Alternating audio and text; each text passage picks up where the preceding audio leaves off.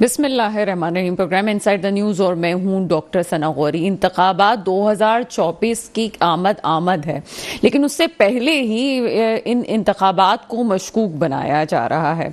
ये कहना कि पीटीआई वाले भी कुछ मैदान में आके कहते हैं कि उन्हें लेवल प्लेइंग फील्ड नहीं दी जा रही, लेकिन उसके साथ ही साथ कागजात नामजदगी जमा करवाने वालों में सबसे ज्यादा तादाद पीटीआई वालों की है। दूसरी तरफ देखा जाए तो बल्ले का निशान इस वक्त एक मौजू बना हुआ है। ऐसा नहीं है जैसे पहले कहा जा रहा था कि बहुत सारी पार्टीज पे ऐसा वक्त आया कि उनसे उनका निशान ले लिया गया, लेकिन उसके साथ ये भी याद रखना चाहिए कि कोई भी वक्त ऐसा नहीं गुजरा कि इंतखाबात से इतनी जल्दी इतनी पहले किसी से निशान ले लिया गया हो। कुछ देर पहले वही पीटीआई जिसका कुछ अरसे पहले परवेज खटक साहब हिस्सा थे, वो कहते हैं कि इलेक्शन कमीशन ने बल्ले का निशान उन्हें ऑफर किया था। इलेक्शन कमीशन ने इस बात की सोशल मीडिया में तरदीद कर दी कि ऐसा कुछ नहीं है। आगे ये सिलसिला है जनाब कि अगर कोई ये कहता है कि किसी पार्टी का मंशूर अहम है, उसका लीडर अहम है, उसने क्या काम किया ये अहम है, तो ये बातें एक तरफ इसलिए हो जाती हैं कि मेरे मुल्क में जो लिटरेसी रेट है उसके बाद आप निशानात या लाइट्स पे चलते हैं, रंगों पे चल रहे होते हैं। उस लिहाज से देखा जाए तो इस वक्त पीटीआई की मकबूलियत अपनी जगह मौजूद है, लेकिन बल्ले का निशान जाने से उन पर बड़ा असर पड़ेगा। एक और मुद्दा जो इस वक्त इलेक्शन में सामने आया है वो ये कि इंतखाबात के अमल में नवाज शरीफ साहब को क्लियर करार दे दिया गया है। इलेक्शन कमीशन ने उनको मुकम्मल तौर पे क्लियर करार दिया। ना सिर्फ उनको बल्कि उनकी जमात से जितने भी लोगों ने कागजात नामजदगी जमा करवाए थे तमाम लोग क्लियर हो गए। लेकिन मुद्दा इस वक्त वही है कि क्या उनकी नाअहली वाला मसला हल हो चुका है या नहीं। एक और मुद्दा जिस पर बात करेंगे कि पीपल्स पार्टी बड़ी एक्टिव है और खास तौर पर बिलावल भुट्टो जरदारी साहब की सियासत इस वक्त बड़ी ही उरूज पे नजर आती है। बिलावल भुट्टो जरदारी साहब एक नया लीडर बनके जरूर सामने आ रहे हैं, लेकिन क्या 2024 के इलेक्शन में उन्हें वो रास्ता मिल सकेगा जो वो समझ रहे हैं, या वो लीडर बनके सामने आएंगे जो 2028 में हमारे पास किसी एक मजबूत मुस्तहकम पोजीशन में सामने आने वाले हैं। तमाम मौजूआत पे बात करेंगे। मेरे साथ एक्सपर्ट प्रोग्राम में मौजूद हैं सलमान रहमान साहब, आप तजियाकार हैं, इस प्रोग्राम में आपको वेलकम करते हैं। और हमें कुछ देर में ज्वाइन करेंगे मुनव्वर मिर्जा साहब, आप तजियाकार हैं, और साथ साथ ज्वाइन करेंगे फराज आबिद लाखानी साहब, आपका ताल्लुक पीपल्स पार्टी से। सबसे पहले चलते हैं सलमान रहमान की तरफ। सलमान रहमान साहब, इस वक्त पीटीआई एक तरफ तो कहती है कि लेवल प्लेइंग फील्ड नहीं दी जा रही, लेकिन कागजात नामजदगी भी उन्हीं के सबसे ज्यादा जमा हुए हैं, और जो चीजें बाबिला इस वक्त सोशल मीडिया पे हो रहा है, और चूंकि सोशल मीडिया का दौर है तो छोटी सी भी वीडियो सामने आ जाती है। आगे हम प्रोग्राम में जिक्र करेंगे उस्मान डार की वालदा के साथ क्या हुआ क्या नहीं, वो एक अलग मसला है। लेकिन फिलहाल जो सूरत हाल है, बल्ले का निशान वापस ले लेना, इसको किस तरह से आप देखते हैं? देखिए, सबसे पहले तो जो अभी तक के आदाद शुमार आए हैं उसमें 2400 उम्मीदवारों ने कागजात नामजदगी जमा कराए हैं पीटीआई की तरफ से, जो सबसे ज़्यादा इस वक्त किसी भी जमात की तरफ से सबसे ज़्यादा है। उसके बाद दूसरे नंबर पे मुस्लिम लीग नून की तरफ से जमा कराए गए हैं जो 1700 के करीब हैं।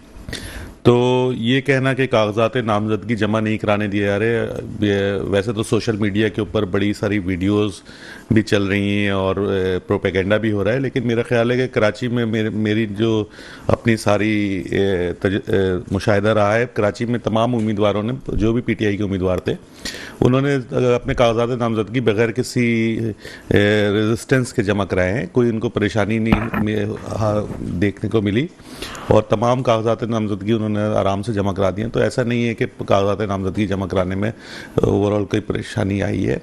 हो सकता है कुछ देहातों में, कुछ ऐसे दूर दराज के एरियो में कोई प्रॉब्लम आ रही हो जिसको यहाँ पे मीडिया में हाईलाइट नहीं हो रही हो, लेकिन ओवरऑल सिचुएशन ऐसी कोई बुरी नहीं है पीटीआई के लिए।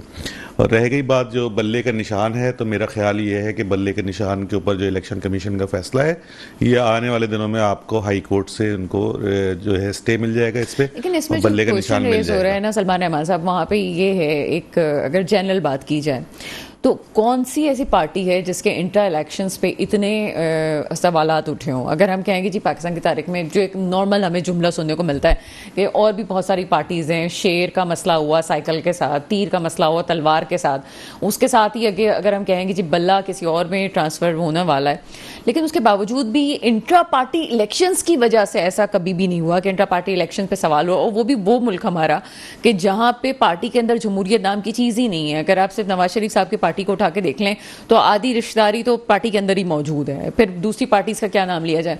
लेकिन इंट्रा पार्टी इलेक्शंस पे इतना इलेक्शन कमीशन का सवाल उठना, ये आपको लगता है कि बस एक ड्रामा है और इसके अलावा कुछ भी नहीं है? पाकिस्तान में आपको पता है, पाकिस्तान के जो मारूजी हालात हैं उनमें एक बड़ी वजह होती है कि उस किस पार्टी के ताल्लुकात किस तरह चल रहे हैं एस्टेब्लिशमेंट के साथ। और इस वक्त यकीनी तौर पे पीटीआई इस वक्त ना लाडली है, बल्कि अगर कहें कि आगशुदा पार्टी है तो बेहतर होगा। तो उसकी वजह से उनके ज़ाहिर से तो उनकी देखें, इंट्रा पार्टी इलेक्शन किसी भी पार्टी में पाकिस्तान में जमहूरियत तो है नहीं, कोई रियल इलेक्शन तो होते नहीं है, कोई रियल नुमाइंदगी आती नहीं है, वो ब्लू आइड लोग होते हैं और उन्हीं को मुंतखब कर लिया जाता है। लेकिन क्योंकि इस वक्त पीटीआई अताब का शिकार है तो इसलिए पीटीआई की स्क्रूटनी ज़रा सख्त है, बाकी पार्टियों की स्क्रूटनी उस तरह से नहीं कर रहा है इलेक्शन कमीशन। लेकिन मेरा ख्याल ये है कि ये जो इंटर पार्टी इलेक्शन का इशू आया है, ये आगे जाके हाई कोर्ट में इनको स्टे मिल जाएगा। मतलब तो, आज ही तारीख हो गई है 25 तारीख है, तो आप ही समझते हैं कि 13 तारीख को जो निशानात अलॉट होने वाले हैं तो जी मेरा ख्याल ये है कि जो आने वाला हफ्ता, जो अदालती हफ्ता स्टार्ट हो रहा है, इसमें ये अदालत में स्टे लेके जाएंगे और मेरा ख्याल है कि उनको स्टे मिल जाएगा वहां से और बल्ले का निशान उनको अलॉट हो जाएगा। अगर ऐसा हो जाता तो ठीक है, क्योंकि इंतखाबात से पहले ही जितने सवालात जितने उठाए जा रहे हैं और फिर आगे हम ये देखना पड़ेगा, जैसे मैं पहले भी बहुत दफ़ा कह चुकी हूँ, ये नहीं कि इस वक्त वक्त गुजर रहा है तो हम कहेंगे जनाब हो जाएंगी चीज़ें। ये इंतखाबात बड़ी इंपॉर्टेंट है और इस इंतखाबात में जो कुछ होगा वो आगे सियासत में उसका फैसला होगा कि आगे होने क्या जा रहा है। और 1977 से इन इंतखाबात को मशरूत किया जा रहा है कि जैसे 1977, आपको लगता है कि 1977 वाले हालात हैं कि जानबूझ के एक बसात बिठाई जा रही है और उसके बाद देखिए पाकिस्तान किया जा रहा है। डॉक्टर साहब, पाकिस्तान में ना इलेक्शन हमेशा से इसी तरह होते रहे, कोई एक पार्टी ब्लू आइड होती है, बाकी पार्टियां जो हैं वो मुकाबला कर रही होती हैं, लेकिन हमेशा से इसी तरह से बसातें बिछती हैं और इसी तरह से इलेक्शन होते आए हैं। पाकिस्तान में कोई भी ऐसा इलेक्शन अभी रिसेंट हिस्ट्री में ऐसा नहीं है सिवाय 2008 के जिसको आप कह सकें कि वो शफाफ इलेक्शन हुए थे। और अब मसला ये है कि जो पाकिस्तान में इस वक्त प्रॉब्लम जो पाकिस्तान जिन मसाइल से के दरमियान इस वक्त घिरा हुआ है, ज़रूरत इस बात की है कि इन सब चीज़ों से ज़्यादा जो आवाम है वो जितनी पार्टियां इलेक्शन में हिस्सा ले रही हैं उन पार्टियों से ये सवाल करें। उनके अभी तक देखें किसी पार्टी का कोई प्रॉपर मंशूर सामने नहीं आया है, कोई टीम आपकी सामने नहीं आई है, कौन सा उम्मीदवार किस मनसब के लिए कौन सी पार्टी ने चुना हुआ है, ये कोई पार्टी बताने को तैयार नहीं है। तो पाकिस्तान में आवाम को चाहिए कि इन तमाम सियासी जमातों से कुछ बुनियादी सवाल करने के बाद बजाय इसके कि सिर्फ मकबूलियत की बुनियाद के ऊपर या नारों की बुनियाद के ऊपर उनको वोट दें। इनकी जो प्रैक्टिकल जो टीम इन्होंने सेलेक्ट की है उस टीम की काबिलियत देखें, उस टीम की जो पीछे तजुर्बा है उसके पीछे उसको देखें, परखें। इसके अलावा जो इनका मंशूर है उसकी मंशूर की इम्प्लीमेंटेशन कैसे करेंगे। देखें ना, अगर मैं नून लीग की बात कर लूं और पीपल्स पार्टी की बात करूं या पीटीआई की भी बात कर लूं तो पिछले 5 साल में ये तीनों जमातें अपनी अपनी तरफ से इनके पास अपना वजीर खजाना नहीं रहा। तो अब आने वाले दिनों में ऐसा क्या ये काम करने, पाकिस्तान का सबसे बड़ा मसला ही इस वक्त माईशत है और पाकिस्तान आने वाले दिनों में ये माशी बहरान जो चल रहा है इससे कैसे निकलेगा, वो ऐसा कौन सा हीरा ये जमातें तलाश करके लेके आएंगी, वो इनको आज बताना चाहिए ताकि उसकी बुनियाद के ऊपर ये अवाम उनको सिलेक्ट कर सके। अच्छा, मैं माजरा चाहती हूँ सलमान अहमद साहब, मेरी बात इस वक्त थोड़ी सी तवील होने वाली है, लेकिन जहाँ मुझे कोई कहता है ना कि अवाम पूछे, तो हमारी अवाम का तो हाल ही है कि गैस नहीं है, तो हमें चूंकि अपनी कमाने की फिक्र है तो हम गवर्नमेंट से जाके ये नहीं पूछते कि मुझे गैस क्यों नहीं दी गई। ठीक है ना, घरों में इस वक्त कराची जैसे शहर में गैस मौजूद नहीं है। ये तो वही बात हो गई कि जो बादशाह के पास अंग्रेज़ आके बैठता है और कहता है तुम्हारी आवाम जो है वो इस वक्त बिल्कुल ही बेहिस हो चुकी है, तो वो कहती है मेरी आवाम बेहिस नहीं हुई है। तो एक उसको तजर्बा करने के लिए एक जगह जहाँ से लोग गुजरते थे वहाँ पर वो टैक्स लगा देता है। लोग पहले कम टैक्स देते हैं, फिर ज़्यादा टैक्स देना शुरू हो जाते हैं, कम करते हैं तब कुछ नहीं बोलते, ज़्यादा टैक्स देते हैं फिर कुछ नहीं बोलते, आखिरकार वो टैक्स बहुत बढ़ा देते हैं और आखिर में वो कोड़े मारने वाला वहां पे लगा देते हैं कि शायद लोग बात करें। लेकिन आखिर में कुछ दिनों बाद बादशाह के दरबार के बाहर कुछ लोग जमा होते हैं, तो वो बादशाह बड़ा खुश होता है कि मेरी आवाम जाग चुकी है और अब शायद वो एहतजाज करने आई है और पूछने आई है कि ऐसा क्यों हुआ। तो लोग आके वो कहते हैं कि जनाब कोड़े लगाने वालों की तादाद ज्यादा कर दी जाए, क्योंकि हमें काम पे जाने के लिए मसला होता है। तो हमारी आवाम जो है इस वक्त जो आप बात कर रहे हैं, या मुझे और बहुत सारे लोग कहते हैं जी आवाम में शऊर, तो आवाम में शऊर कैसे पैदा होगा जब आप रोटी के चक्कर में और इन चक्करों में उनको फंसा के रखा हुआ है। और हम तो बड़ी आसानी से, महंगाई हो रही है तो होने दे जनाब, किसको फर्क पड़ता है, गैस नहीं है घर में तो होने दे, बाजार से खाने आ रहे हैं तो आने दे, अब बच्चा कहाँ जा रहा है, कैसे हो रहा है, घर कैसे पूरा हो रहा है, मेडिकल में कितना जा रहा है, कुछ नहीं है। हम तो एक बस लाइफ गुजार रहे हैं, सुबह उठते हैं रात को सो जाते हैं। देखें, ये भी बुनियादी जिम्मेदारी तो सियासी जमातों की होती है कि अवाम के अंदर शऊर पैदा करें, अवाम को की ट्रेनिंग करें, अपने उम्मीदवार ऐसे मैदान में लेके आएँ जो जिनके रूट्स अवाम के अंदर मौजूद हों, जो अवाम की बुनियादी ज़रूरतों से आगाह हों। और जो लीडरशिप होती है, लीडरशिप का जो मेन जो विफाक के अंदर हमारा विफाकी सिस्टम है, विफाकी और सूबाई सिस्टम है, तो विफाक के अंदर जो लीडरशिप होती है वो मुल्क को एक विजन देती है। उसके पास एक विजन होना चाहिए कि मुल्क को आगे अगले 20 साल, 10 साल, 15 साल में किस तरह से दुनिया में आगे प्रोग्रेस कराना है, आगे पाकिस्तान की मईशत को कहाँ लेके जाना है। और जो लोकल लीडरशिप होती है, इनका काम ये होता है कि ये आवाम के बुनियादी जो हुकूक हैं, जो उनके मसाइल हैं, उनके पर तवज्जो दें, उनको असम्बलियों में लेके जाएं, उनके हल की तरफ काम करें। तो बुनियादी तौर पर तो ये काम भी सियासी जमातों का ही है, क्योंकि सियासी जमातें ये काम नहीं करती हैं। इसलिए आप ये देखें कि सियासी जमातों की अपनी स्पेस भी दिन ब दिन कम होती जाती है। उसकी वजह यही है कि जब तक सियासी जमातें अपने उम्मीदवार, अपने नुमाइंदों को कैपेसिटी की बुनियाद पे सिलेक्ट नहीं करेंगी और जो पसंद नापसंद की बुनियाद के ऊपर, जैसे ख़ानदान की बुनियाद के ऊपर सिलेक्शन करती रहेंगी, तो ये सियासी जमातों के अंदर कभी इवॉल्व नहीं कर सकेंगी। और जब ये इवॉल्व नहीं कर सकेंगी तो जो गैर सियासी कुव्वतें होती हैं, ये फिर पब्लिक के अंदर जो है, बिल्कुल ऐसा ही है। और मेरा ख्याल है कि अब गैर सियासी कुव्वतें भी ये बात समझ चुकी हैं कि हमारी मुल्क जो है वो तरक्की अगर कर सकता है तो इकॉनमी बहुत ज़्यादा इंपॉर्टेंट है, बाकी सब चीज़ें, क्योंकि उनकी भी बका जो है वो इकोनॉमी की तरक्की में ही है। तो शायद चीज़ें इस लिहाज से ही बेहतर हो जाएं कि जो ताकतवर लोग हैं, जो ये समझते हैं कि पाकिस्तान को टेक ओवर कर सकते हैं, उनकी भी बका इकोनॉमी को बेहतर करने में भी है। अगर कोई आंख दिखा के कहता है जनाब डॉलर इतना होना चाहिए तो हो गया ना, तो बाज़ों का आंख दिखाने की जरूरत भी होती है। आगे चलते हैं, जनाब मुनव्वर मिर्जा साहब मेरे साथ मौजूद हैं, आप तजियाकार हैं, सर प्रोग्राम में आपको वेलकम करते हैं। कैसी हैं आप? अल्हम्दुलिल्लाह सर। सर आज कायद-ए-आज़म मोहम्मद अली जिन्ना का यौम पैदाइश है और सबसे पहले उनकी तालीमात में से एक चीज़ मुझे बड़ी याद आ रही है। इंटर पार्टी इलेक्शंस की भी हम बात कर रहे हैं, सारी चीज़ें हमारे सामने हैं, जमहूरियत के हम बड़ा राग अलाप रहे हैं और हमें आगे 8 फरवरी को जमहूरियत होती हुई भी नज़र आ जाएगी एक और दफ़ा। लेकिन उसके बावजूद भी कायद-ए-आज़म मोहम्मद अली जिन्ना के अखबाल के मुताबिक सबसे ज़्यादा जो उन्होंने बात की कि रिश्तेदारियाँ नहीं होनी चाहिए, अपने लोग नहीं होने चाहिए, जमहूरियत होनी चाहिए, अपने लोगों को नवाजना नहीं है, वही एक चीज़ है जो पाकिस्तान को तरक्की दे सकती है, आगे ला सकती है। तो क्या कहते हैं इस हवाले से? ये बात तो उन्होंने बहुत सही कही, लेकिन जो बात मेरे ख्याल से उनका जो क्रक्स था वो ये था कि रिश्तेदारियाँ और हो या ना हो इससे कोई फर्क नहीं पड़ता। खुद उनकी जो राइट हैंड थी वो उनकी अपनी सगी बहन थी मोहतरमा फातिमा जिन्ना, जिन्होंने 1965 के अंदर बड़ा गैर मामूली किरदार अदा किया था। लेकिन उनकी फेवर नहीं की उन्होंने कभी भी, कायद-ए-आज़म ने उनकी फेवर नहीं की कभी। मेरी गुजारिश जी जी, फेवर तो नहीं की, लेकिन उसके राइट हैंड थी ना। बिल्कुल बिल्कुल बिल्कुल। इससे ये साबित होता है कि अगर कोई शख्स मेरिट पे हो सकता है तो इस बात की कोई अहमियत नहीं है कि कोई आदमी जो है वो उसका रिश्तेदार है या नहीं। आप अपने राइट हैंड इंडिया के ऊपर देखिए, आप वहां पर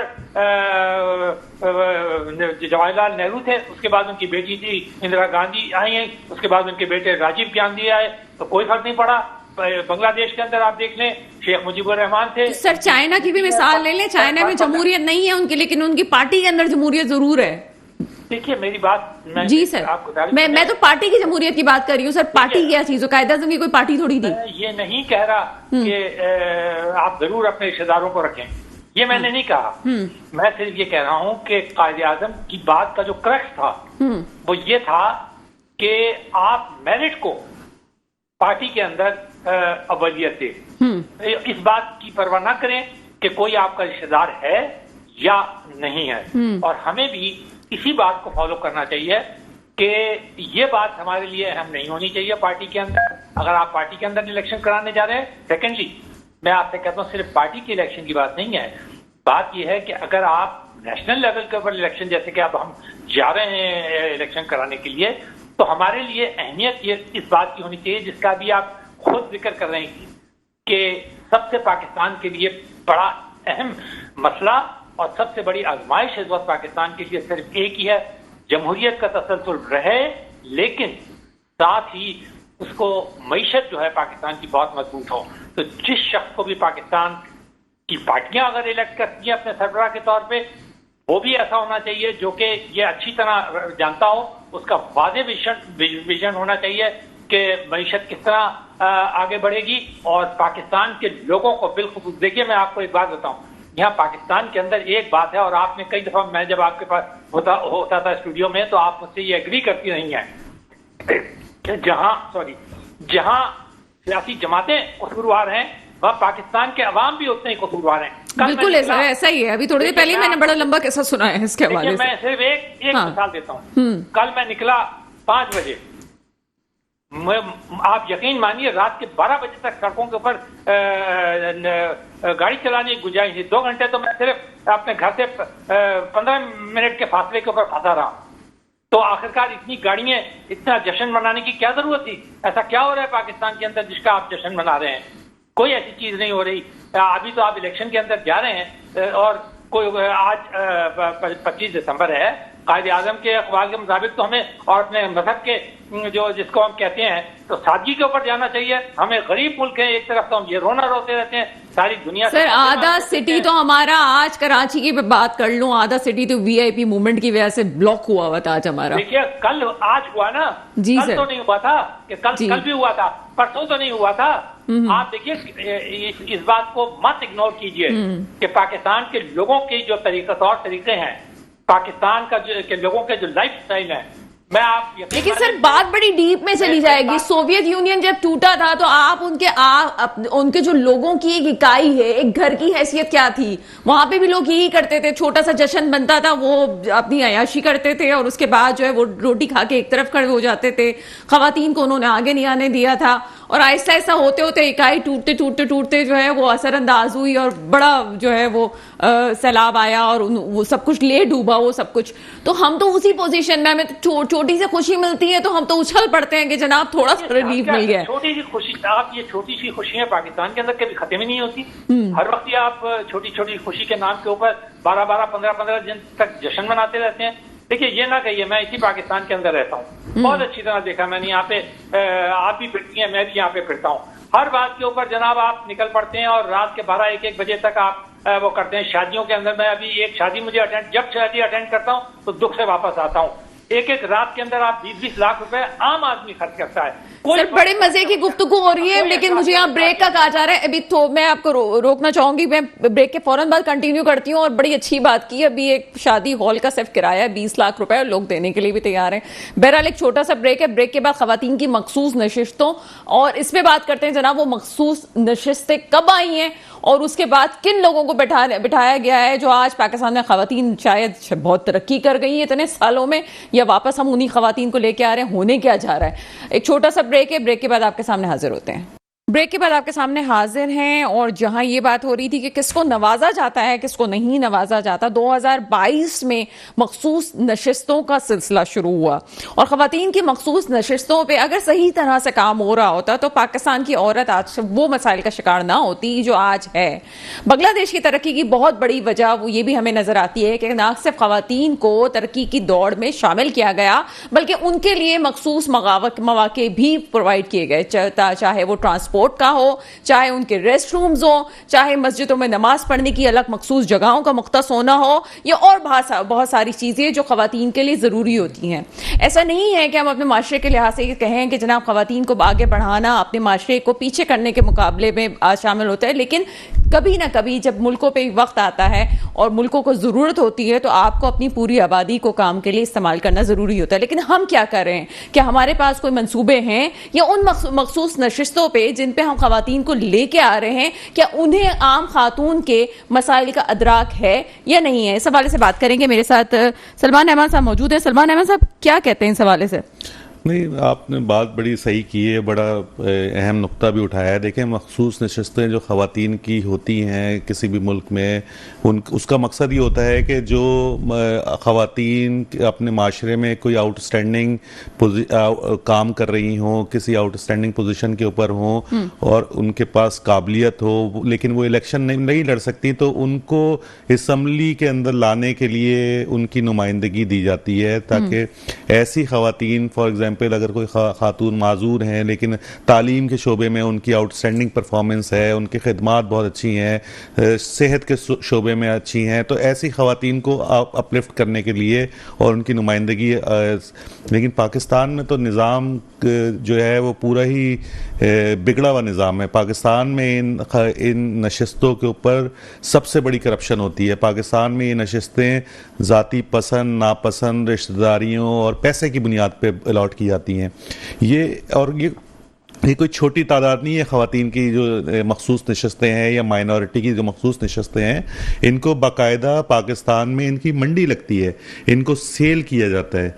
तो पाकिस्तान के अंदर तो उसका जो मखसूस नशस्तें तो मेरे हिसाब से ख़त्म करनी चाहिए। जनरल इलेक्शन के अंदर जो कॉन्टेस्ट कर सकें अवाम, कौमी लेवल पे जा रहे हैं और सोचिए ज़रा कि आपकी नशस्तें मतलब एक खास आपका कोलम है, 10 to 15% आपकी नशस्तें ऐसी हैं जो आप चूज एंड पिक करके लेके आ रहे हैं। तो आप, और उसकी काबिलियत क्या है, अभी आप तीनों जमातों की मखसूस नशस्तों की फहरिस्त निकाल लीजिए और उसके नाम आप ले लें, तो उन नामों में ऐसे कौन से नाम हैं जिनकी कोई आउटस्टैंडिंग परफॉर्मेंस रही हो। हम तो सिंध में बैठे हुए, अब जुबान क्या खोली जाए, लेकिन एवरीबडी नो दैट कि सिंध में भी कौन कौन कौमी असेंबली के लिए आ रहे हैं। वो तमाम नशस्तें आप उनके तमाम उम्मीदवारों को देख लीजिए, वो किसी की बेगम है, किसी की बहन है, किसी की कोई रिश्तेदारी है, कोई पैसे की बुनियाद के ऊपर जो है वो नशस्त हासिल कर रही हैं। तो ये तमाम नशस्तें बंदर बाट होती है और ये अवाम में से एक इक्का दुक्का लोगों को ले लिया जाता है दिखावे के तौर पे, और बाकी ये तमाम नशस्तें जो है। तो पाकिस्तान में मेरा ख्याल है कि इस निज़ाम को भी तब्दील होने की ज़रूरत है, या इसके अंदर कुछ ऐसे रिफॉर्म करने की ज़रूरत है कि रियल ख़वातीन जो डिज़र्व करती हैं वो असम्बलियों में आ सकें। तो ये पार्टियों के पास जिस तरह जो अभी जो निज़ाम है उस निज़ाम को तब्दील होने की ज़रूरत है। आगे चलते हैं जनाब, आपकी तरफ आएंगे मुनव्वर मिर्ज़ा साहब। मुनव्वर मिर्ज़ा साहब, जो हालात इस वक्त चल रहे हैं, इस वक्त चेयरमैन पीटीआई की जो नाअहली वाला मसला है वो भी एक तरफ है, सज़ा मुअत्तल हो चुकी है, लेकिन उस पर पूरी तौर से जो है वो रिलीफ वाला काम भी है। आगे हम समझते हैं कि हो भी जाएगा, जो उनके कानूनी मामलात लग रहे हैं और चीज़ें उनके हक में कम से कम साबिक चेयरमैन पीटीआई के हक में तो जा रही हैं। लेकिन दूसरी तरफ नवाज शरीफ साहब के हवाले से भी मुअत्तली वाला मसला, उनका जो नाअहली वाला मसला है वो रिजॉल्व नहीं हुआ, लेकिन फिर भी उनके कागजात में नामजदगी पे इलेक्शन कमीशन को सवाल ही नहीं उठा रहा। किस तरह से देखते हैं इस मामले को? देखिए, ये कानूनी मामलात हैं, इलेक्शन कमीशन के सामने गए हैं। हमें एक बात के ऊपर, 2-3 बातों के ऊपर मैं बड़े सख्ती से यकीन रखता हूं, और जब तक कि हम ये नहीं करेंगे और खामोखा के लिए हर इदारे को चैलेंज करना नहीं शुरू करने से बाज नहीं आएंगे, तब तक कि हमें तनकीद जरूर करनी चाहिए। लेकिन हमें ये फैसले जो हैं आखिरकार भरोसा करके अपने इलेक्शन कमीशन पे ही छोड़ना चाहिए। सर, वो तो आईनी इदारा है, हम बिल्कुल उस पर छोड़ रहे हैं, लेकिन आईनी इदारा आइन के हद तक किस हद तक काम कर रहा है ये भी तो देखना जरूरी है ना। देखिए, मेरी गुजारिश जी सर, हम आखिरकार करेक्शन उसी वक्त करेंगे ना कि जबकि हम इस प्रोसेस से गुजरते चले जाएंगे। अगर हम उन्हें काम ही नहीं करने देंगे, मतलब एक तो तरीका यह है कि हम कहें जी इलेक्शन कमीशन को सबको डिसॉल्व कर दें, सबको निकाल के फेंक दें, ये तो नहीं होगा ना। आपको एक जमाने में क्या हाल था, गुज़िश्ता पूरे साल तक इलेक्शन कमीशन और इलेक्शन कमिश्नर को जिस तरह गालियां यहाँ पे दी गई। अच्छा सर, मैं आपकी इंफॉर्मेशन में एक इजाफा कर दूं, मैं माजरत चाहती हूँ कता कलामी की, लेकिन यहाँ बात करना जरूरी है। क्या आपको इल्म है कि अभी जो वुकला तंजीमों की तरफ से ये मुद्दा उठाया गया था इलेक्शन कमीशन के मुस्तफा होने का, ये मुद्दा आखिर क्यों उठाया गया था? आपको क्या अंदाजा है कि जो बार्स इस हवाले से मुताला कर रहे थे वो थे भी नून लीग के चाहने वाले और उसी मुद्दे पे, हालांकि कहने को तो वो इलेक्शन कमीशन उनका आंख के तारे हैं कमिश्नर, लेकिन उसके बावजूद भी ये सारा सिलसिला हुआ था वो इसलिए ताकि मामला को रफा दफा किया जा सके या थोड़ा सा तूल दिया जा सके। देखिए, मैं सबसे पहली बात तो आपको ये कहूंगा कि ये हमारी जो वकला तंजीमें हैं ना, जी सर, और ये जो जुडिशियल एक्टिविज्म पाकिस्तान में जस्टिस चौधरी साहब के जमाने से शुरू हुआ कि वकील जो थे वो उनके ड्राइविंग किया करते थे और बड़े मोतबर समझे जाते थे, वो उसको लीड करते थे। उन्होंने हमारा जिस तरह का सत्यानाश मारा, आपने देखा यका बाद दीगरे चीफ जस्टिस साहब का कोई भी फैसला गैर मुतनाज़िया नहीं रहा। उसके अलावा वकीलों ने पूरी पार्टियों के ऊपर कब्जा किया हुआ है और वही सारी पार्टियां चला रहे हैं, सिर्फ इसलिए चला रहे हैं कि उनको ये यकीन है कि कोर्ट भी उनको रिलीफ दे देगा, पुलिस भी उन्हें नहीं पकड़ेगी और उन्हें कानूनी पेचीदगियां में आती हैं। सारे वक्त वो बैठकर मैंने देखा गुज़िश्ता 5-6 साल से बस और कोई पाकिस्तान में काम ही नहीं हो रहा कि ये शिक़े बताई जा रही हैं और उनकी इंटरप्रिटेशन बताई जा रही हैं। वो कोर्टों के बाहर खड़े होकर वो ये बताते रहते हैं। बार काउंसिल को आपने देखा अस्पताल के अंदर उन्होंने जो मारपीट की थी लाहौर के अंदर, और वो कितने ज्यादा, और वो लाहौर हाईकोर्ट उन्होंने उठाकर तोड़ दिया था। तो वकला को भी चाहिए, जैसे आप दूसरे लोगों को हिदायतें करते हैं ना कि आप आईन और कानून के मुताबिक चलें, तो वकला को भी चाहिए कि वो अपनी हद के अंदर रहें। ये थोड़ी कि अगर वो बार काउंसिल के या किसी चीज के प्रेसिडेंट हैं और वकील हैं तो इसके बाद उनको ये लैटिट्यूड मिल गया कि हर चीज के अंदर ही वो दखल अंदाजी करें। काय को वो ये करें कि इलेक्शन कमीशन जैसे आईनी इदारे को कभी वो असेंबलियों को वो कहते हैं कि जी इनको कोई हक नहीं है काम करने का, कभी वो सुप्रीम कोर्ट और जजेस के खिलाफ शुरू हो जाते हैं, कभी वो जनाब लेकिन sir practice and procedure bill के बाद तो ये मुद्दा ही खत्म हो गया ना। असेंबली को आपने जो है वो एक हायर इदारा कर दिया और सुपरमेसी दे दी। मसला ये नहीं है। मैं इस वक्त भर में यही है सर आपका सहाफत में एक वसी तजर्बा है, मुझे पता है कि आप किस तरह से बात कर रहे होते हैं, लेकिन मेरा ये सवाल है कि जितने भोंडे अंदाज से 2018 में नवाज शरीफ साहब के केस को लपेटा गया था, लफ्ज लपेटना यहाँ पे बहुत सही रहेगा, उसी तरह से आपको नहीं लगता कि बहुत जल्दी इन मामलात को, इतनी जल्दी तो होता नहीं है जितनी जल्दी सब कुछ समाप्त किया जा रहा है और जल्दी जल्दी रिलीफ दिया जा रहा है? ये तो शकूक पैदा करता है सर। एक साल से 1.5 साल से जो केस चले उनको आप जल्दी कर रही हैं। आपने वो देखा है उसके अंदर कि कई केसेस का तो मामला ऐसे हैं, जैसे हमारे जो मौजूदा चीफ जस्टिस हैं फाइज ईसा साहब, उन्होंने बताया कि जनाब ये 4 साल से पहले लगा हुआ है। आप खुद वकील कहते हैं ये 6 साल से लगा। वो जो एक केस था अकबर साहब का जो पीटीआई के खिलाफ उन्होंने किया हुआ था, वो 6 साल से चल रहा है, कोई 5 साल से चल रहा है। ये आप जल्दी कह रही हैं। और आम आदमी के केसेस का क्या हाल है, वो तो 10-10 साल से लगे हुए हैं। सर जल्दी था ना जब अहकामे पे केस हुआ सर, अजीजिया रेफरेंस केस हुआ, अहकामे पे केस हुआ, जल्दी लपेटा गया है ना सर, बाहर भी जल्दी पहुंचा दिया गया है ना। ट्रम्प का केस तो 2 महीने के अंदर अमेरिका में के अंदर फैसला हो गया, तो किसी ने ये नहीं कहा कि जल्दी हो गया, 2 महीने के अंदर। और ये जो कोलोराडो वाला केस है वो तो 15 दिन के अंदर फैसला आ गया उनके खिलाफ, तो वो जल्दी आया क्या फैसला? 80% सीट के उनके मुताबिक ये कहा जाता है कि 80% मार्जिन से आएंगे अब के वो अमेरिका के अंदर। मैंने अभी 3 पोल देखे हैं। तो आप मुझे बताइए जल्दी का क्या मतलब है? मैं तो कहता हूँ सुबह से शाम तक के अंदर फैसला होना चाहिए। जल्दी क्या होती है? अगर किसी ने जुर्म किया है और वो जुर्म साबित हो जाता है, हमारे यहाँ वकीलों का भी एक वतीरा बना हुआ है। खुद मैंने देखा अपने एक मेरा चलिए सर मैं आपका मुद्दा समझ गई, मुझे एक बात का जवाब दे दें। 40 साल से पाकिस्तान में केस चल रहा है। सर नवाज शरीफ साहब को उस वक्त भी जैसे लपेटा गया था, अभी भी लपेटा ही गया है और बहुत जल्दी चले, ठीक है, बड़ी रिस्पेक्ट से बात करनी चाहिए। देखिए ये आपकी अपनी राय हो सकती है और सर तारीखी हकाइक पे बात कर रही हूँ, मुझे एक बात का जवाब दे दीजिए सर। यहाँ पे अगर नवाज शरीफ साहब के कागजात नामजदगी पे कोई मसला नहीं हुआ है और अभी ग्रीन चिट मिल गई है, तो आपको लगता है कि पीटीआई के साबिक चेयरमैन को भी इसी तरह से उनके कागजात नामजदगी पे कोई मसला नहीं होना चाहिए, मंजूर हो जाने चाहिए? अगर वो सारे कानूनी तकाजे पूरे करते हैं और वो कोई उनके ऊपर कोई जुर्म साबित नहीं होता, ये मेरी और आपकी चाहत थोड़ी है। ये काम तो इलेक्शन कमीशनर, क्या मैंने आपने फैसला करना है या वकीलों ने फैसला करना है ये कि किसकी अहलियत सही है और किसकी अहलियत सही नहीं है? उनका तो इलेक्शन कमीशनर सर मेरे साथ रहिएगा। मैं जो स्टूडियो में गेस्ट हैं उनसे भी ये राय लेना चाहूंगी कि वो क्या कहते हैं। सर आपकी तरफ आएंगे। एक तरफ जो है प्रैक्टिस एंड प्रोसीजर बिल जो हमें ये कहता है कि आपकी जो पहले केसेस हुए वो खत्म हो गए, वो अपनी जगह मौजूद हैं, हम आगे जो होगी कार्रवाई उसमें सुप्रीम कोर्ट ये कहते हैं जी पार्लियामेंट की बालादस्ती है। नून लीग वाले ऑन स्क्रीन टीवी पे आके ये रहनुमा कह चुके हैं कि चूंकि हम अज्यूम कर रहे हैं इस बात को कि नवाज शरीफ चूंकि 5 साल हो चुके हैं उनकी सजा को, तो ऑलरेडी वो खत्म हो गया प्रैक्टिस एंड प्रोसीजर बिल के तहत, वो आगे उनको ग्रीन चिट मिल भी जाएगी जो हमें मामला नजर आ रहे हैं। लेकिन इस वक्त ये सब कुछ होना कि किसी पार्टी का भी खुल के सामने ना आना, और आप समझते हैं कि ये बड़े जल्दी ये सब चीजें हो रही हैं और ये सवालिया निशान आगे चल के मौरखीन उठाएंगे इस पे कि क्या हो रहा है? ये देखें, अभी जो पिछले साल बल्कि इसी साल mid of this year PDM ने एक इलेक्शन एक्ट पास किया था जिसमें ये कहा था कि जो न्यायालय की मुद्दत है वो 5 साल जी जी ऐसा ही है। अब उस 5 साल की मुद्दत के ऊपर एक सुप्रीम कोर्ट का फैसला है जिसमें सुप्रीम कोर्ट ने ये फैसला दिया हुआ है कि न्यायालय की मुद्दत जो है वो ताहयात है। लेकिन क्योंकि उसके बाद प्रैक्टिस एंड प्रोसीजर बिल आ गया, प्रैक्टिस एंड प्रोसीजर बिल आया है, सारा कुछ हुआ है, तो उसमें बेसिकली अपील का हक मिल गया है और आने वाले दिनों में ये केस लगा हुआ भी है जिसमें ये फैसला होगा कि न्यायालय की मुद्दत जो है 5 साल है या ताहयात न्यायालय है, उसकी बेंच बैठेगा अभी। जी। तो देखें, नवाज शरीफ साहब के या अभी जो इमरान खान साहब के केसेस की बात है, तो जब सियासी बुनियादों पे केसेस जिस तरह बनते हैं तो फिर जिस तरह बने थे उसी तरह खत्म भी हो रहे हैं। अच्छा, आपको लगता है कि फिर तोशाखाना केस में कोई रिलीफ मिल जाएगा इमरान खान साहब को? मेरा ख्याल है कि तोशाखाना केस में इमरान खान साहब को बिल्कुल हायर कोर्ट से रिलीफ मिल जाएगा क्योंकि उसके अंदर इतनी जान नहीं है, वो भी एक सियासी बुनियादों पे बनाया हुआ केस है, ये नहीं है। देखिए, इमरान खान हो गए, नवाज शरीफ हो गए या दूसरे सियासी रहनुमा हो गए, ये जिस तरह के हालात पाकिस्तान में चलते हैं, किसी वक्त कोई लाडला होता है, किसी वक्त कोई सौतेला हो जाता है।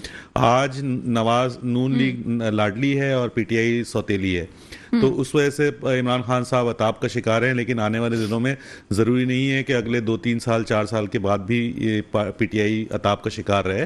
तो आने वाले दिनों में आप देखेंगे जिस तरह ये केसेस चल रहे हैं उसी तरह ये केसेस ख़त्म हो जाएंगे। पाकिस्तान में इंसाफ का निज़ाम जो है उसके अंदर एक बहुत ज़्यादा रिफॉर्म की ज़रूरत है। लेकिन मसला ये है कि इंसाफ के मनसब पे जो लोग बैठे हुए हैं वो खुद इस पूरे सिस्टम के बेनिफिशरीज हैं। तो आप देखिए कि ये कभी सिस्टम को सही होने ही नहीं देते। कोई रिफॉर्म जो अदलिया से मुताल्लिक होता है उसके खिलाफ वकला तहरीक स्टार्ट हो जाती है। अभी मुनव्वर साहब कह रहे थे, बिल्कुल सही कह रहे थे कि जो चीफ जस्टिस इफ्तिखार चौधरी के ज़माने से जुडिशल एक्टिविज्म स्टार्ट हुआ उसकी वजह से पाकिस्तान को जितना नुकसान हुआ है उसको आप शुमार नहीं कर सकते। आपका रेकोडिक का केस आपके सामने है, आपका स्टील मिल आपके सामने है, आपका PIA का केस आपके सामने है। ये जो माली नुकसानात हुए हैं, इसके अलावा माशरती नुकसानात हुए हैं, वकला की एक्टिविज्म जिस तरह से बढ़ गई है, जिस तरह पाकिस्तान में वकला हर मसले के अंदर जो है वो एक्टिव जो अपनी एक्टिविज्म दिखाते हैं, ये सारा चीफ जस्टिस इफ्तिखार चौधरी का दिया हुआ तोहफा है। तो पाकिस्तान में ज़रूरत इस बात की है कि पाकिस्तान के तमाम स्टेक होल्डर, तमाम इदारे और तमाम बड़ी सियासी जमातें बैठें, एक दफ़ा बैठ के पाकिस्तान का जो एक निज़ाम है उसके ऊपर एक ग्रैंड डिबेट करें और पाकिस्तान के निज़ाम के अंदर जो इस्लाहात लेके आनी है उसके ऊपर एक किसी जगह जाके मुत्तफिक हो।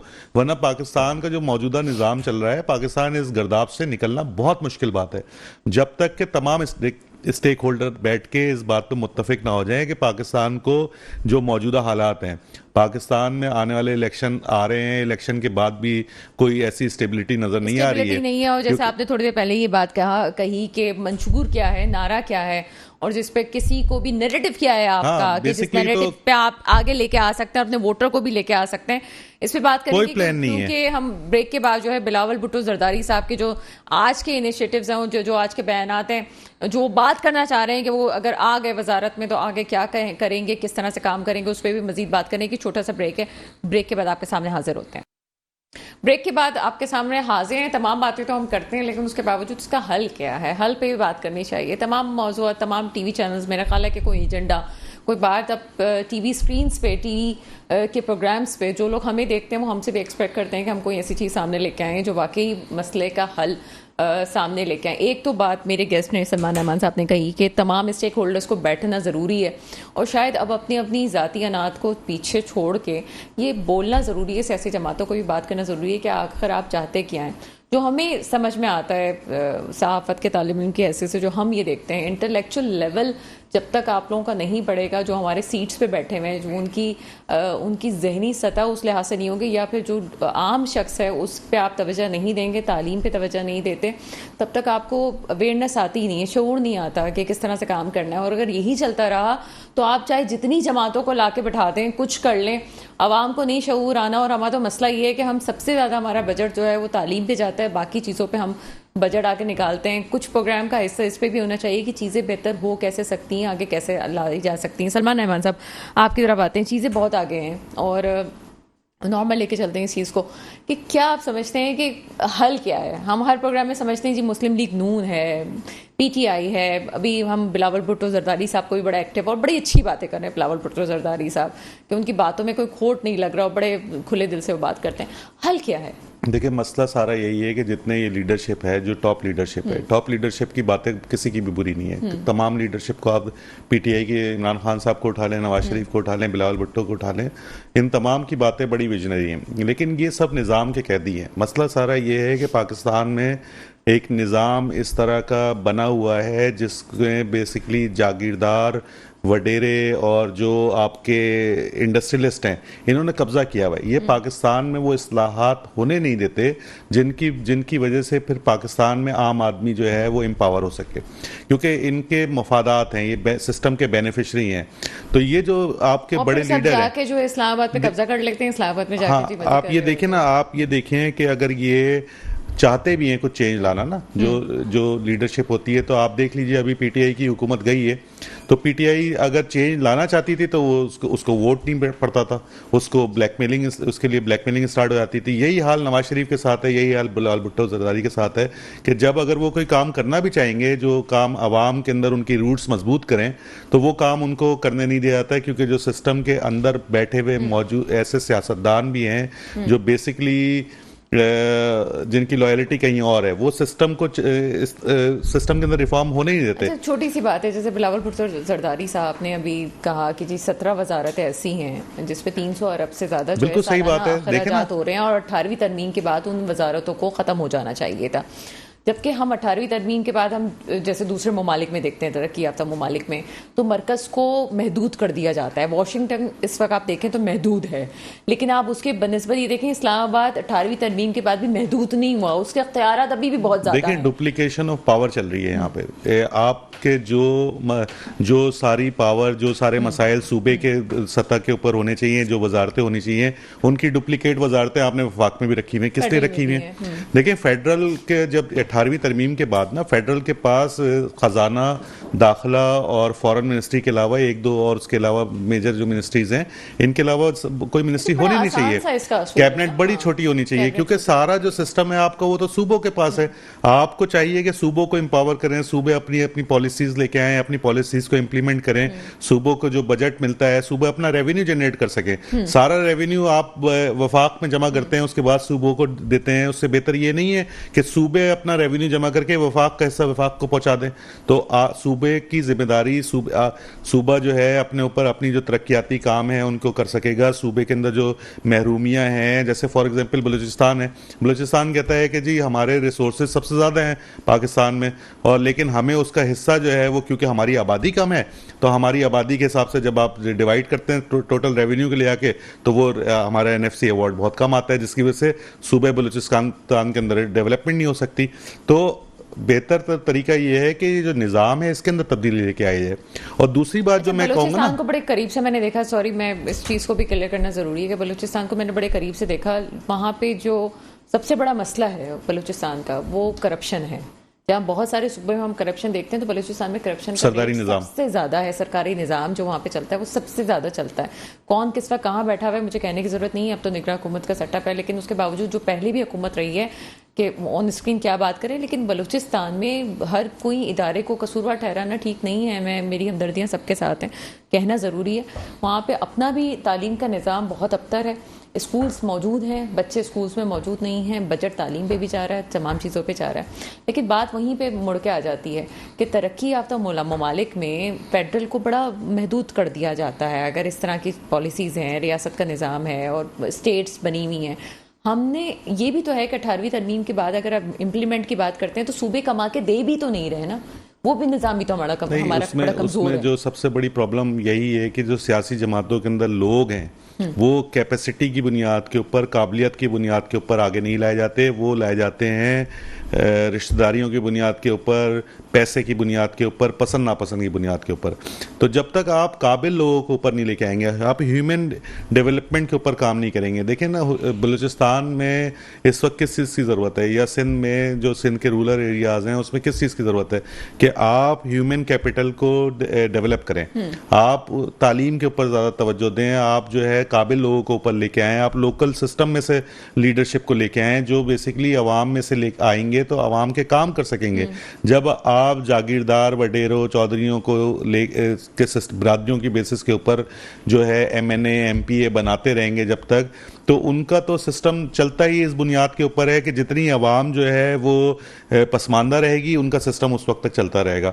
तो अगर आप ने कुछ चेंज लेके आना है तो आपको सबसे पहले जो है जो बड़े लोग हैं, जितने बड़े स्टेक होल्डर हैं, जिनके पास पावर है, जिनमें ये तमाम सियासी बड़ी जमातें भी शामिल हैं, जो लीडरशिप है, इसके अलावा जुडिशरी के वो अहम लोग जो फैसला साजी में शामिल हैं, जो इस्टेब्लिशमेंट के लोग हैं, ये बैठ के डिसाइड करें कि आगे जो सिस्टम लेके आना है पाकिस्तान में, किस तरह से ऐसा सिस्टम को लाया जाए जो ग्रास रूट लेवल से लीडरशिप को लेके आए, जो अवाम के जो बेसिक मसाइल हैं उनकी तरफ तो कुछ तवज्जो होनी चाहिए ना। और आप देखें कि अभी मैं सियासी जमातों की बात करूं, सियासी जमातों को देख लीजिए आप, इनका इस वक्त कोई मंशूर आपके पास नहीं है, आपके पास कोई इनकी लीडरशिप की लिस्ट मौजूद नहीं है कि अगर PTI गवर्नमेंट में आती है तो उस्मान बुज़दार दोबारा लगा देंगे या महमूद खान दोबारा लगा देंगे। उनके आज वो इस चीज़ का ऐलान क्यों नहीं करते कि अगर हम पावर में आते हैं तो हमारा ये कैंडिडेट जो है वो वज़ीर आला के लिए होगा, ये वाला फला आदमी जो है हमारा जो है वज़ीर ख़जाना के लिए होगा।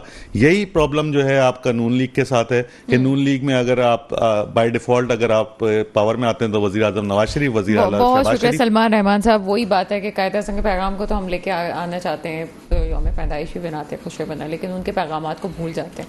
और पैगाम जो उनका सबसे इंपॉर्टेंट इस वक्त मुझे जमहूरियत के लिहाज से नज़र आता है कि मेरिट पे चीज़ों को आगे आना चाहिए, ना रिश्तेदारियाँ होनी चाहिए, ना अपने लोग आगे आने चाहिए। आपका मेरिट बड़ा इंपॉर्टेंट है और मेरिट के सिस्टम के साथ अगर आप आगे तरक्की करेंगे तो ही तभी निज़ाम चल सकेगा। मुल्क में तरक्की की बात की जाती है कि तरक्की कैसे की जाए, तो तरक्की उसी वक्त होगी जब इंटेलेक्चुअल लोगों को आप आगे लेके आएंगे। आपने सेनेट में भी उन लोगों को बिठाया हुआ है जो कि जिनके पास पैसा है, आपने ना उसमें साइंसदानों को बिठाया हुआ है, ना आपने उनमें बहुत काबिल इंजीनियर्स को बिठाया हुआ है, ना आपने बहुत काबिल डॉक्टर्स को बिठाया हुआ है। हम तो वो लोग हैं जो कि मिनिस्ट्री भी जो है वो एजुकेशन की कैसे कैसे लोगों को दे देते हैं, वो आपके सामने, मुझे कहने की ज़रूरत नहीं है। दुआ वही है जो हमेशा होती है, मेरे मुल्क पे वो हुक्मरान आए जो वाकई मेरे मुल्क के मुस्तकबिल की हिफाजत करें। इसके साथ ही प्रोग्राम का वक्त ख़त्म होता है, मुझे इजाज़त दीजिएगा। खुदा हाफिज़।